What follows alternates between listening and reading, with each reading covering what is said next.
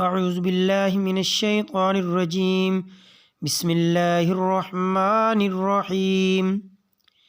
معزز سامعین، آج ایک سوال کیا گیا کہ کیا قرآن مجید کو بغیر وضو کے ہاتھ لگانا یا اس کی تلاوت کرنا جائز ہے یا نہیں؟ تو میں نے یہ سوچا کہ کیوں نہ اس مسئلے کی وضاحت آپ حضرات کے سامنے بھی کر دی جائے، آپ کو بھی اس کا فائدہ ہو۔ مسئلہ بیان کرنے سے پہلے آپ حضرات ہمارے چینل کو سبسکرائب کر دیں تاکہ ہماری ہر آنے والی ویڈیو آپ تک آسانی سے پہنچتی رہے اور آپ اس سے فائدہ حاصل کرتے رہیں۔ تو مسئلہ یہ ہے،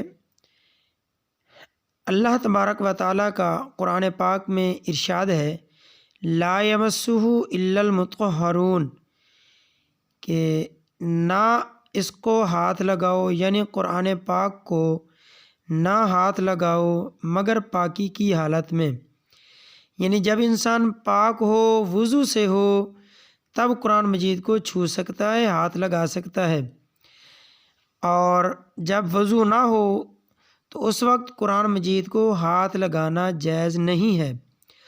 باقی رہا قرآن مجید کی تلاوت کرنا، تو قرآن مجید کی تلاوت کرنا بغیر وضو کے جائز ہے، لیکن اس کی عادت بنا لینا بغیر وضو کے قرآن مجید پڑھنے کی یہ ٹھیک نہیں ہے۔ اللہ تبارک و تعالی ہم سب کو مسائل سمجھنے کی اور اس پر عمل کرنے کی توفیق عطا فرمائے۔ اللہ ہمارا حامی و ناصر ہو۔ جزاک اللہ۔